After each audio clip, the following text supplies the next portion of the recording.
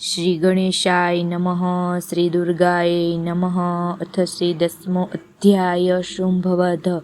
ધ્યાન. હું મસ્તક પર અર્ધ ચંદ્ર ધારણ કરનારા શિવશક્તિ સ્વરૂપાક ભગવતી કામેશ્વરીનું હૃદયમાં ધ્યાન કરું છું. તેઓ તપાવેલા સુવર્ણ જેવા સુંદર છે. સૂર્ય, ચંદ્રમા અને અગ્નિ આજ ત્રણ તેમના નેત્ર છે, તથા તેમણે પોતાની મનોહર ભુજાઓમાં ધનુષ્ય, બાણ, અંકુશ, પાશ અને ત્રિશૂળ ધારણ કરેલા છે.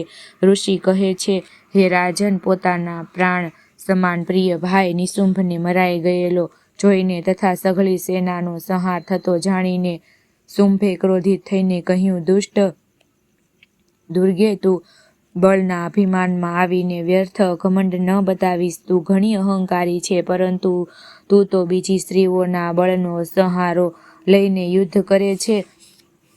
દેવી બોલ્યા, ઓ દુષ્ટ, હું એકલી જ છું. આ સંસારમાં મારા સિવાય બીજી કોણ છે?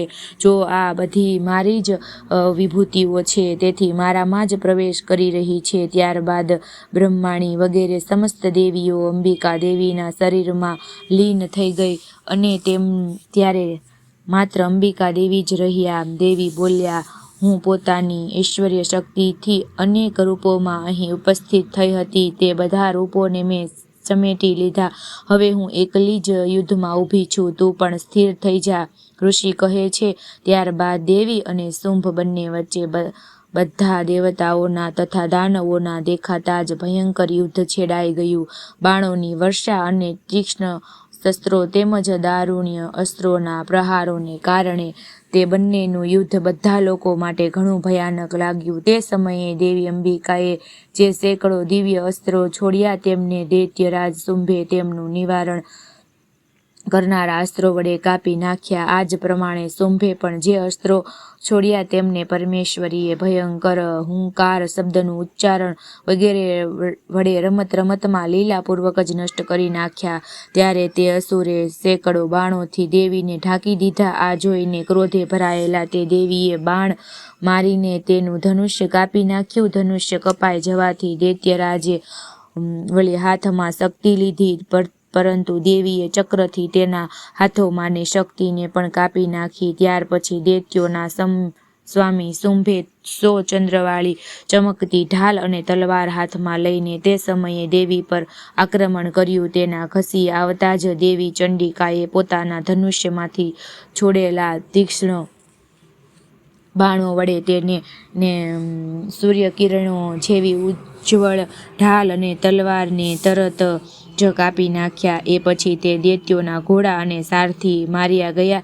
તેનું ધનુષ્ય તો પહેલા કપાઈ ચૂક્યું હતું, તેથી હવે તેણે અંબિકાને મારવા માટે ઉદ્ધત થઈને ભયંકર મગદળીયો હાથમાં લીધો. તેને આવતો જોઈને દેવીએ પોતાના તીક્ષ્ણ બાણોથી તેને પણ કાપી નાખ્યો. તેમ છતાં પણ તે અસુર મુક્કો માળીને ભારે વેગપૂર્વક દેવી તરફ ઘસ્યો. તે દૈત્યરાજે દેવીની છાતીમાં મુક્કો માર્યો ત્યારે તે દેવીએ પણ તેને છાતીમાં એક થાપટ ચોડી દીધી. દેવીની થાપટ ખાઈને દૈત્યરાજ શુંભ ધરતી પર લથડી પડ્યો, પરંતુ ફરીથી એકાએક પેલાની જેમ જ ઊભો થઈ ગયો. પછી તે ઉછળ્યો અને દેવીને ઉપર ઉચકીને આકાશમાં જઈ ઊભો રહ્યો. ત્યારે દેવી ચંડિકા આકાશમાં પણ કસાય વધાર વિના જ શુંભની સાથે યુદ્ધ કરવા લાગ્યા. તે સમયે દૈત્ય અને ચંડિકા આકાશમાં એકબીજાની સાથે જે યુદ્ધ કરી રહ્યા હતા, તે તેમનું યુદ્ધ પ્રથમ તો સિદ્ધો અને મુનિઓને આશ્ચર્ય મુગ્ધ કરનારું હતું. અંબિકાએ શુંભ સાથે દીર્ઘકાળ સુધી યુદ્ધ કર્યું. તે પછી તેને ઉચકીને ઘુમાવ્યો અને પૃથ્વી પર પટકી દેવાથી પૃથ્વી પર આવ્યો. પછી તે દુષ્ટ આત્મા દૈત્ય ફરી ચંડિકાને વધ કરવા માટે તેમની તરફ ભારે વેગથી ઘસ્યો. ત્યારે સમસ્ત દૈત્યોના રાજા શુંભને આ વાત રીતે પોતાની તરફ ઘસી આવતો જોઈને દેવીએ ત્રિશૂળથી તેની છાતીમાં છેદ કરીને તેને ધરાશાય કર્યો. દેવીના ત્રિશૂળના પ્રહારથી તેના પ્રાણ નીકળી ગયા અને તે સમુદ્ર, દ્વીપો અને પર્વતો સહિત સઘળી પૃથ્વીને કંપાવતો ધરતી પર ઢળી પડ્યો. ત્યારબાદ તે દુરાત્માના માર્યા જવાથી સમસ્ત જગત પ્રસન્ન અને સંપૂર્ણ સ્વસ્થ થઈ ગયું, તથા આકાશ પણ સ્વચ્છ દેખાવા લાગ્યું. અગાઉ જે ઉત્પાત દિગ્સૂચક વર્ષો અને ઉલ્કાપાત થતા હતા. હવે તે શાંત થઈ ગયા. દૈત્યોના માર્યા જવાથી નદીઓ પણ તેમના યોગ્ય માર્ગે વહેવા લાગી. તે સમયે શુંભના હણાયા પછી સમસ્ત દેવતાઓના હૈયા હર્ષથી ભરાઈ ગયા અને ગંધર્વ મધુર ગાન કરવા લાગ્યા. બીજા ગંધર્વો વાદ્યો વગાડવા લાગ્યા અને અપ્સરાઓ નૃત્ય કરવા લાગી. પવિત્ર વાયુ લહેરાવા લાગ્યો અને સૂર્યનું તેજ ઉત્તમ થઈ ગયું. અગ્નિશાળાનો બુઝાઈ ગયેલો અગ્નિ આપોઆપ પ્રજ્વળી ઉઠ્યો અને સમસ્ત દિશાઓમાંના ભયંકર અવાજો શમી ગયા. આ પ્રમાણે શ્રી માર્કંડેય પુરાણ સાવર્ણિક મન્વંતર કથા અંતર્ગત દેવી મહાત્મ્ય માનો શુંભવધ નામનો 10મો અધ્યાય સંપૂર્ણ. શ્રી દુર્ગાર્પણમસ્તુ.